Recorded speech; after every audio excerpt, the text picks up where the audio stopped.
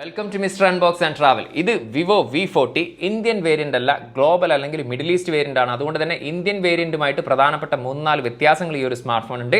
ആ ഒരു കാര്യം നമ്മൾ ഈ ഒരു വീഡിയോയിലൂടെ പറയുന്നതാണ്. മാത്രമല്ല, ഖത്തറിൽ നിന്നാണ് ഈ ഒരു സ്മാർട്ട് ഫോൺ വാങ്ങുന്നതെങ്കിൽ 4 വർഷത്തെ വാറണ്ടിയാണ് ഈ ഒരു സ്മാർട്ട് ഫോണിന് അവർക്ക് ബാറ്ററിക്ക് നൽകുന്നത്. അപ്പോൾ ആ ഒരു കാര്യം എങ്ങനെയാണ് ക്ലെയിം ചെയ്യുക എന്നുള്ള കാര്യങ്ങളൊക്കെ നമ്മൾ ഈ ഒരു വീഡിയോയിലൂടെ പറയുന്നുണ്ട്. അതുകൊണ്ട് തന്നെ മാക്സിമം വീഡിയോ സ്കിപ്പ് ചെയ്യാതെ കണ്ടെങ്കിൽ മാത്രമേ ഈ ഒരു വാറണ്ടിയെക്കുറിച്ചും അതുപോലെ തന്നെ ഇന്ത്യൻ വേരിയന്റും ഈ ഒരു ഗ്ലോബൽ വേരിയന്റിലുള്ള പ്രധാന വ്യത്യാസങ്ങളും കാര്യങ്ങളൊക്കെ മനസ്സിലാക്കാൻ സാധിക്കുകയുള്ളൂ. അപ്പോൾ എന്നും പറയാറുള്ള പോലെ തന്നെ വീഡിയോ ഇഷ്ടപ്പെട്ടാൽ ലൈക്ക് ചെയ്യുന്ന കാര്യം ഒന്ന് പരിഗണിക്കുക. ചാനൽ വീഡിയോസ് യൂസ്ഫുൾ ആണെന്ന് കരുതിയാൽ ചാനൽ സബ്സ്ക്രൈബ് ചെയ്യുന്ന കാര്യം കൂടി ഒന്ന് പരിഗണിച്ചോളി. അപ്പോൾ നമുക്ക് ഈ ഒരു സ്മാർട്ട് ഫോണിൻ്റെ, അതായത് ഏറ്റവും സ്റ്റൈലിഷ് ആയിട്ടുള്ള ഈ ഒരു സ്മാർട്ട് ഫോണിൻ്റെ നെഗറ്റീവും പോസിറ്റീവും അടങ്ങിയിട്ടുള്ള റിവ്യൂയിലേക്ക് കടക്കാം. ബോക്സിനകത്ത് നമുക്ക് സ്മാർട്ട് ഫോണിൻ്റെ അതേ നിറത്തിലുള്ള ഒരു കേസ് ലഭിക്കുന്നുണ്ട്. അതുപോലെ തന്നെ വിവോയുടെ 80 വാട്ടിൻ്റെ ഫ്ലാഷ് ചാർജ് അഡാപ്റ്ററാണ് വരുന്നത്.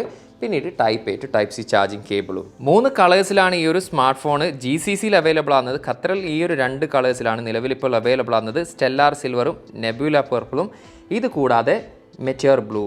ഡിസൈൻ ആൻഡ് ബിൽഡ് ക്വാളിറ്റിയുടെ കാര്യം എടുത്തു കഴിഞ്ഞാൽ ബാക്ക് പാനൽ യൂസ് ചെയ്തിരിക്കുന്ന ഗ്ലാസ് മെറ്റീരിയലാണ്. അതുപോലെ തന്നെ ബോഡി ഫ്രെയിം വരുന്ന പ്ലാസ്റ്റിക് മെറ്റീരിയലാണ് വരുന്നത്. പക്ഷേ നല്ല സ്റ്റൈലായിട്ടുള്ള രീതിയിലുള്ള ഒരു ക്യാമറ മൊഡ്യൂൾ കാണാൻ സാധിക്കും വിത്ത് ZS എംബ്ലത്തോട് കൂടിയിട്ടുള്ളത്.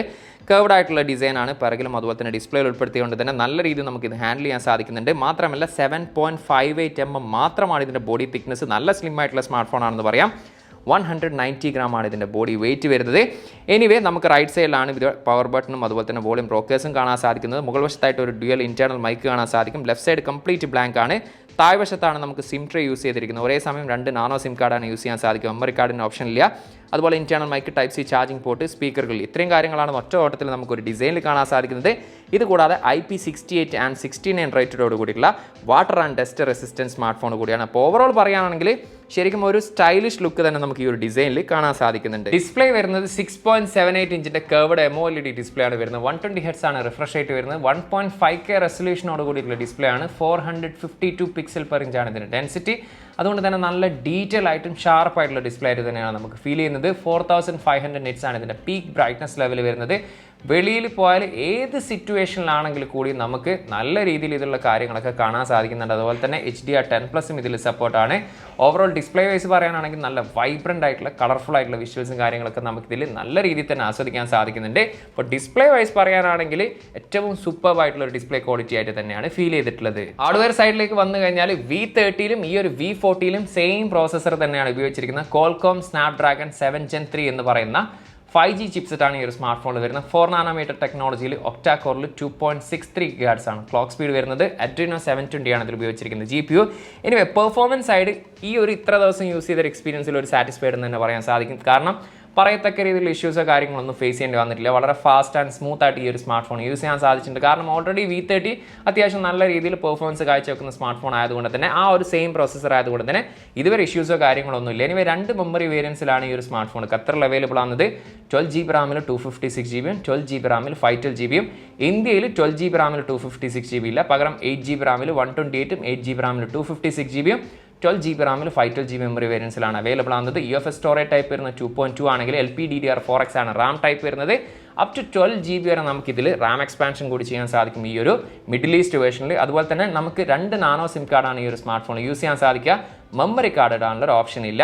എനിവേ, കണക്ടിവിറ്റിയുടെ കാര്യം എടുത്തു കഴിഞ്ഞാൽ ഇന്ത്യൻ വേരിയന്റിൽ 8ഓളം 5G ബാൻഡാണ് സപ്പോർട്ടെങ്കിൽ ഈ ഒരു മിഡിൽ ഈസ്റ്റ് വേരിയന്റിൽ 15ഓളം 5G ബാൻഡ് സപ്പോർട്ടാണ്.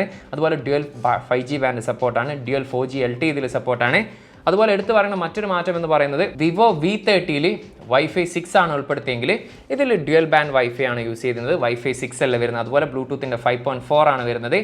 ഇന്ത്യൻ വേരിയന്റിൽ NFC സപ്പോർട്ട് അല്ല, പക്ഷേ ഈ ഒരു മിഡിൽ ഈസ്റ്റ് വേരിയന്റിൽ NFC-യും സപ്പോർട്ടാണ്. സോഫ്റ്റ്വെയർ സൈഡിലേക്ക് വന്നു കഴിഞ്ഞാൽ Android 14ലാണ് ഈ ഒരു സ്മാർട്ട് ഫോൺ പ്രവർത്തിക്കുന്നത്. ഫൺ ടച്ച് ചോയ്സ് വരുന്നത് 14 തന്നെയാണ്. നമുക്ക് ചെറുതായിട്ടുള്ള രീതിയിലുള്ള ബ്ലോട്ടേഴ്സ് കാണാൻ സാധിക്കും. അതുപോലെ തന്നെ ആപ്പ് സജഷൻസും ഗെയിം സജഷൻസും കാണാൻ സാധിക്കുന്നുണ്ട്. അങ്ങനെ ഒരുപാട് ബ്ലോട്ട്വേഴ്സ് ഇല്ല എങ്കിലും ഒരു ഡീസൻ്റ് ആയിട്ടുള്ള ഒരു യൂസർ ഇൻ്റർഫേസ് എന്നുള്ള രീതിയിലാണ് എനിക്ക് ഫീൽ ചെയ്തിട്ടുള്ളത്. അതുപോലെ തന്നെ ഒട്ടനവധി കസ്റ്റമൈസേഷനും കാര്യങ്ങളൊക്കെ നമുക്ക് ഈ ഒരു സ്മാർട്ട് ഫോണിൽ യൂസ് ചെയ്യാൻ സാധിക്കുന്നതാണ്. ഫിംഗർ അൺലോക്കിൻ്റെ ആനിമേഷൻ, അതുപോലെ തന്നെ ഫേസ് അൺലോക്കിൻ്റെ ആനിമേഷന്, ചാർജിങ് ആനിമേഷൻ തുടങ്ങിയിട്ടുള്ള ഒട്ടനവധി കാര്യങ്ങൾ നമുക്കിത് കസ്റ്റമൈസ് ചെയ്യാൻ സാധിക്കുന്നതാണ്. അതുപോലെ തന്നെ 2 വർഷത്തെ സോഫ്റ്റ്വെയർ അപ്ഡേറ്റും 3 വർഷത്തെ സെക്യൂരിറ്റി പാച്ച് അപ്ഡേറ്റുമാണ് ഈ ഒരു സ്മാർട്ട് ഫോണിൽ ലഭിക്കുക.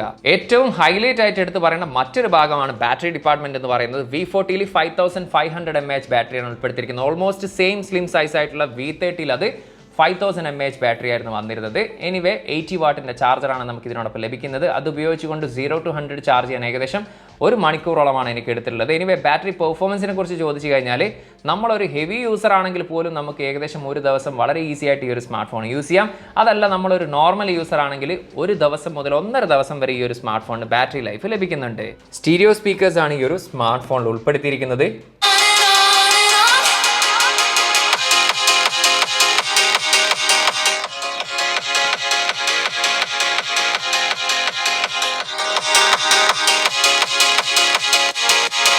അത്യാവശ്യം നല്ല ലൗഡി ആയിട്ടുള്ള ക്രിസ്റ്റൽ ക്ലിയർ ആയിട്ടുള്ള സൗണ്ട് ഔട്ട്പുട്ട് ക്വാളിറ്റിയാണ് കേൾക്കാൻ സാധിച്ചത്.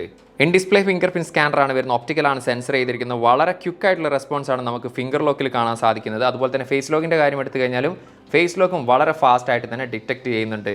ഗെയിമിംഗ് പെർഫോമൻസിന്റെ സൈഡിലേക്ക് വന്നു കഴിഞ്ഞാൽ കോൾ ഓഫ് ഡ്യൂട്ടി ആണ് ഞാൻ ഇതിൽ കളിച്ചത്. ഏകദേശം 45 മിനിറ്റോളം ഞാനും മക്കളും ഗെയിം മാറി കളിച്ചിട്ടുണ്ട്. പക്ഷേ ഏറ്റവും എടുത്തു പറയേണ്ട ഒരു കാര്യം, അത്ര നേരം ഞാൻ ഗെയിം കളിച്ചിട്ടും യാതൊരു തരത്തിലും നമുക്കൊരു ഹീറ്റിംഗ് ഇഷ്യൂ എന്നുള്ള രീതിയിൽ ഫേസ് ചെയ്യേണ്ടി വന്നിട്ടില്ല. അതിൻ്റെ പ്രധാനപ്പെട്ട കാരണം എന്ന് പറയുന്നത് ultra large vapour chamber cooling system ഈ ഒരു സ്മാർട്ട് ഫോണിൽ ഉൾപ്പെടുത്തിയതുകൊണ്ട് തന്നെയാണ്. നല്ല രീതിയിൽ ഗെയിം കളിച്ചിട്ട് നമുക്കൊരു ചെറുതായിട്ടൊരു വാം എന്നുള്ള രീതിയിലല്ലാതെ ഹീറ്റിംഗ് ഇഷ്യൂ എന്നുള്ള രീതിയിൽ ഇതുവരെ എനിക്ക് ഫേസ് ചെയ്യേണ്ടി വന്നിട്ടില്ല. മാത്രമല്ല വളരെ ലാഗ് ഫ്രീ ആയിട്ടും സ്മൂത്ത് ആയിട്ടും അതുപോലെ തന്നെ യാതൊരു തരത്തിലുള്ള ഫ്രെയിം ഡ്രോപ്പ് ഇഷ്യൂസും കാര്യങ്ങളൊന്നും ഇല്ലാതെ നല്ല രീതിയിൽ തന്നെ ഗെയിം കളിക്കാൻ സാധിച്ചിട്ടുണ്ട്. ഇപ്പം ഗെയിമിംഗ് എക്സ്പീരിയൻസിനെ കുറിച്ച് പറയാനാണെങ്കിൽ ഈ ഒരു പ്രൈസ് റേഞ്ചിൽ ലഭിക്കുന്ന one of the best gaming experience തന്നെയാണ് ഈ ഒരു സ്മാർട്ട് ഫോൺ എനിക്ക് ആസ്വദിക്കാൻ സാധിച്ചിട്ടുള്ളത്. സാധാരണ രീതിയിൽ വിവോയുടെ വി നമ്പർ സീരീസിൽ പ്രോയിലാണ് ZS ആയിട്ട് കൊളാബറേറ്റ് ചെയ്യുമെങ്കിൽ ഈ ഒരു V40 തന്നെ ZS ആയിട്ട് കൊളാബറേറ്റ് ചെയ്തിട്ടുണ്ട്. 2 ക്യാമറയാണ് പിറകിൽ വരുന്നത്. 50 മെഗാ പിക്സലിന്റെ main lens with optical image സ്റ്റെബിലൈസേഷനോട് കൂടിയിട്ടുള്ളത്.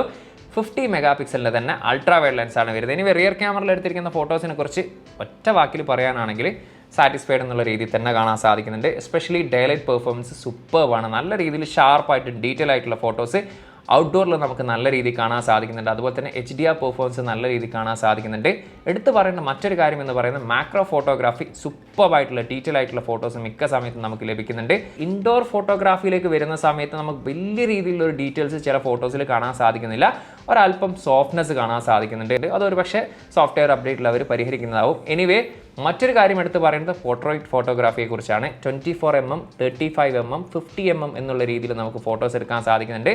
മിക്ക ഫോട്ടോസ് നല്ല ഡീറ്റെയിൽ ആയിട്ടുള്ള അതുപോലെ തന്നെ എഡ്ജ് ഡിറ്റക്ഷനൊക്കെ അത്യാവശ്യം പെർഫെക്റ്റ് എന്നുള്ള രീതിയിൽ തന്നെ നമുക്ക് പോർട്രേറ്റും കാണാൻ സാധിക്കുന്നുണ്ട്.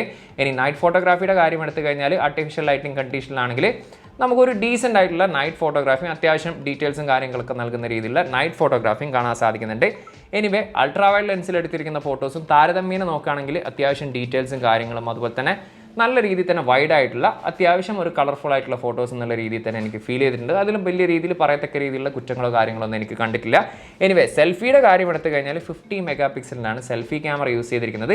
സെൽഫി എടുത്ത് പറയേണ്ടത് തന്നെയാണ്. നല്ല ഡീറ്റെയിൽ ആയിട്ടുള്ള ഫോട്ടോസ് തന്നെയാണ് നമുക്ക് മിക്ക സമയത്ത് ലഭിച്ചിട്ടുള്ളത്. എസ്പെഷ്യലി ഔട്ട്ഡോർ ഫോട്ടോസ് എന്നൊക്കെ പറയുന്ന നല്ല ഷാർപ്പായിട്ടുള്ള ഫോട്ടോസാണ് ലഭിക്കുന്നത്. അതിൽ തന്നെ എനിക്ക് എടുത്ത് പറയേണ്ട ഒരു കാര്യം എന്ന് പറയുന്നത് പോർട്രേറ്റ് ഫോട്ടോസാണ്. അത്യാവശ്യം നല്ല രീതിയിൽ എഡ്ജ് ഡിറ്റക്ഷൻ ചെയ്യുന്നുണ്ട്. അതുപോലെ തന്നെ നല്ല രീതിയിലുള്ള ഡീറ്റെയിൽസും കാര്യങ്ങളും കാണാൻ സാധിക്കുന്നുണ്ട്. ഇതിൽ എനിക്കൊരു ഫേവറേറ്റ് ആയിട്ട് അല്ലെങ്കിൽ ഒരു ചെറിയൊരു ഇഷ്ടം തോന്നിയിട്ടുള്ളൊരു ഫീച്ചർ എന്ന് പറയുന്നത് നമുക്കിതിൽ ബൊക്കെ ഫ്ലെയേഴ്സ് ഒരുപാടുണ്ട്. അതിൽ തന്നെ സിനിമാറ്റിക് ബൊക്കെ ഫ്ലെയർ ഉണ്ട്. 21:9 റേഷ്യോയിൽ, അതായത് നല്ല രീതിയിൽ വൈഡ് ആയിട്ടുള്ള ഫോട്ടോസ് ലഭിക്കും. അത് അത്യാവശ്യം ഒരു ഭംഗിയുള്ള ഒരു ഫോട്ടോ ആയിട്ടാണ് എനിക്ക്, അതായത് നമ്മളൊരു ഫോട്ടോ എടുത്തു കഴിഞ്ഞാൽ നമ്മുടെ ഡിസ്പ്ലേ നിറച്ചും ആ ഒരു ഫോട്ടോ കാണാം എന്നുള്ള രീതിയിൽ നല്ലൊരു ഫീച്ചറായിട്ട് തന്നെ എനിക്കത് ഫീൽ ചെയ്തിട്ടുണ്ട്. അതുപോലെ തന്നെ HDR പെർഫോമൻസ് നല്ല രീതിയിൽ തന്നെ കാണാൻ സാധിക്കുന്നുണ്ട്. ഇവൻ ആർട്ടിഫിഷ്യൽ ലൈറ്റിംഗ് കണ്ടീഷനിലാണെങ്കിൽ നൈറ്റ് ഫോട്ടോഗ്രാഫി നമുക്ക് വലിയൊരു കുഴപ്പമില്ലാത്ത രീതിയിൽ തന്നെ നമുക്ക് കാണാൻ സാധിക്കുന്നുണ്ട്. അപ്പോൾ ഓവറോൾ ക്യാമറ വൈസ് പറയുകയാണെങ്കിൽ കഴിഞ്ഞ വർഷത്തെ V30 അപേക്ഷിച്ച് ഒരു സ്ലൈറ്റ്ലി ഇംപ്രൂവ് ആയിട്ടുണ്ട് എന്നുള്ള രീതിയിൽ എനിക്ക് സംശയവും കാര്യങ്ങളൊന്നുമില്ല. അപ്പോൾ camera performance wise one of the best camera ഫോണായിട്ട് തന്നെ നമുക്ക് ഈ ഒരു സ്മാർട്ട് ഫോണിനെ പരിഗണിക്കാവുന്നതാണ്. റിയർ ക്യാമറ വീഡിയോ ഫുട്ടേജ് ആണ്. 4K 30 ഫ്രെയിം പെർ സെക്കൻഡിലാണ് നമ്മളിപ്പോൾ ഷൂട്ട് ചെയ്യുന്നത്. സ്റ്റാൻഡേർഡ് സ്റ്റെബിലൈസേഷൻ മോഡ് എനേബിൾ ചെയ്തിട്ടാണ് ഷൂട്ട് ചെയ്യുന്നത്. അതുകൊണ്ട് തന്നെ നല്ല രീതിയിലുള്ളൊരു സ്റ്റെബിലിറ്റി കാണാൻ സാധിക്കുന്നുണ്ട്. OIS-ഉം EAS-ഉം വീഡിയോയിൽ സപ്പോർട്ടാണ്. അതുപോലെ തന്നെ നല്ല HDR പെർഫോമൻസും കാണാൻ സാധിക്കുന്നുണ്ട്. കളേഴ്സ് ഒരു ഇത്തിരി സാച്ചുറേറ്റഡ് അല്ലെങ്കിൽ ചില സെനാരിയോയിൽ ഇത്തിരി കോൺട്രാസ്റ്റ് ആയിട്ടാണ് ഫീൽ ചെയ്യുന്നത്. പക്ഷേ ഓവറോൾ വീഡിയോ ക്വാളിറ്റി പറയാനാണെങ്കിൽ ഈ ഒരു പ്രൈസ് സെഗ്മെൻറ്റിലെ one of the best video ആയിട്ട് തന്നെയാണ് ഫീൽ ചെയ്തിട്ടുള്ളത്.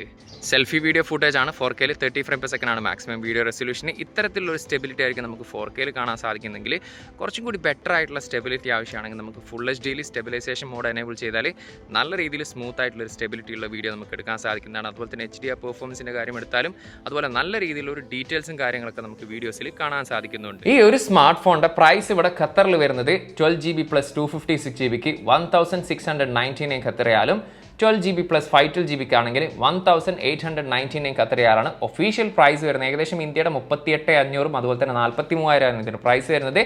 ഇന്ത്യൻ വേരിയൻ്റെ പ്രൈസ് ലിങ്ക് ഞാൻ ഡിസ്ക്രിപ്ഷനിൽ കൊടുക്കുന്നുണ്ട്. അവിടെ ക്ലിക്ക് ചെയ്ത് കഴിഞ്ഞാൽ നിങ്ങൾക്ക് ആ ഒരു പ്രൊഡക്റ്റിൻ്റെ പ്രൈസും കാര്യങ്ങളൊക്കെ അറിയാൻ സാധിക്കുന്നതാണ്.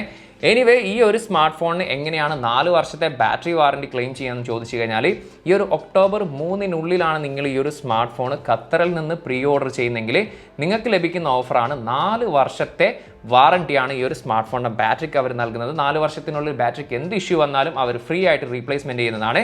മാത്രമല്ല നോർമലി 1 ഇയർ ആണ് വാറണ്ടി കൊടുക്കുന്നതെങ്കിൽ ഈ ഒരു ഒക്ടോബർ 3-നുള്ളിലാണെങ്കിൽ 1.5 വർഷത്തെ വാറണ്ടി ലഭിക്കുകയും ആദ്യത്തെ 6 മാസം ഒരു തവണ സ്ക്രീൻ റീപ്ലേസ്മെൻറ്റ് വാറണ്ടി എന്നുള്ള രീതിയിൽ, അതായത് നമ്മുടെ ഡിസ്പ്ലേ പൊട്ടിയാണെങ്കിൽ ആദ്യത്തെ 6 മാസത്തിനുള്ളിൽ ഒരു തവണ അവർ ഫ്രീ ആയിട്ട് ചേഞ്ച് ചെയ്യുന്നതാണ്. അതുപോലെ തന്നെ വിവോയുടെ ഒരു ഇയർബഡ്സ് കൂടെ ലഭിക്കുന്നതാണ്. പിന്നെ ഏറ്റവും ഹൈലൈറ്റ് ആയിട്ട് എടുത്ത് പറയേണ്ട ഒരു കാര്യം എന്ന് പറയുന്നത് ഈ ഒരു സ്മാർട്ട് ഫോൺ നിങ്ങൾ ഒഫീഷ്യൽ വാറണ്ടിയാണ് വാങ്ങുന്നതെങ്കിൽ നമുക്ക് GCCയിലും വാറണ്ടി ക്ലെയിം ചെയ്യാൻ സാധിക്കും. അതുപോലെ തന്നെ എന്തെങ്കിലും ഇഷ്യൂസ് ഈ ഒരു സ്മാർട്ട് ഫോൺ ഇന്ത്യയിൽ വെച്ച് വന്നാൽ പോലും ഇന്ത്യയിലും ഈ ഒരു സ്മാർട്ട് ഫോണിന് വാറണ്ടി ക്ലെയിം ചെയ്യാൻ സാധിക്കും. അതൊരു വലിയൊരു കാര്യമായിട്ട് തന്നെ എടുത്തു പറയേണ്ട കാര്യമാണ്. കാരണം നോർമലി മിക്ക ആൻഡ്രോയിഡ് ഫോണുകൾക്കും ഇന്ത്യയിൽ ഗൾഫിൽ നിന്ന് വാങ്ങിയാൽ വാറണ്ടി ലഭിക്കാറില്ല എന്നതുകൊണ്ട്. എനിവേ ഓവറോൾ ഈ ഒരു സ്മാർട്ട് ഫോണിനെ കുറിച്ച് പറയാനാണെങ്കിൽ എനിക്ക് ഏറ്റവും ഇഷ്ടപ്പെട്ട കാര്യങ്ങളെന്ന് പറയുന്നത് ആസ് യൂഷ്വൽ ഡിസ്പ്ലേ സൂപ്പർബാണ്. അതുപോലെ തന്നെ ക്യാമറ പെർഫോമൻസും കഴിഞ്ഞ വർഷത്തേക്കാൾ കുറച്ചും കൂടി സ്ലൈറ്റ്ലി ഇമ്പ്രൂവ് ആയിട്ട് എനിക്ക് ഫീൽ ചെയ്തിട്ടുണ്ട്. അതുപോലെ തന്നെ സ്റ്റീരിയോ സ്പീക്കേഴ്സ് ഉൾപ്പെടുത്തിയതുകൊണ്ടും നല്ല രീതിയിലുള്ള ഒരു ബാറ്ററി പെർഫോമൻസ് ഒക്കെ ലഭിക്കുന്ന ഓവറോൾ പെർഫോമൻസ് വൈസും അടിപൊളിയായിട്ടുള്ള ഒരു സ്മാർട്ട് ഫോൺ ആയിട്ടാണ് എനിക്ക് ഫീൽ ചെയ്തിട്ടുള്ളത്. അപ്പോൾ നിങ്ങളുടെ ബജറ്റ് ഈ ഒരു നിങ്ങളുടെ ഈ ഒരു പ്രൈസ് റേഞ്ചാണ് ബജറ്റ് എങ്കിൽ തീർച്ചയായിട്ടും ചൂസ് ചെയ്യാൻ പറ്റുന്ന ഒരു സ്മാർട്ട് ഫോൺ തന്നെയാണ്. അപ്പോൾ എന്നും പറയാറുള്ള പോലെ തന്നെ ഈ ഒരു വീഡിയോ ഇഷ്ടപ്പെട്ടാൽ ലൈക്ക് ചെയ്യുക. അതുപോലെ തന്നെ ഈ ഒരു സ്മാർട്ട് ഫോണിനെ കുറിച്ച് എന്താണ് നിങ്ങളുടെ അഭിപ്രായം, ആ ഒരു കാര്യം ദയവ് ചെയ്തൊന്ന് കമൻറ്റ് ചെയ്യുക. ടെക് സംബന്ധമായിട്ടുള്ള സംശയങ്ങളും കാര്യങ്ങളുണ്ടെങ്കിൽ ഇൻസ്റ്റാഗ്രാമിൻ്റെയും ഫേസ്ബുക്കിൻ്റെയും ലിങ്ക് ഡിസ്ക്രിപ്ഷനിലുണ്ട്. അവിടെ നിങ്ങൾക്ക് മെസ്സേജ് അയച്ച് ചോദിക്കാവുന്നതാണ്. അപ്പോൾ മറ്റൊരു പുതിയൊരു വീഡിയോയിൽ കാണാമെന്ന പ്രതീക്ഷയിൽ തൽക്കാലം ഞാൻ ഇവിടെ പറയുന്നു. സെയ്ദ് ഇർഷാദ്.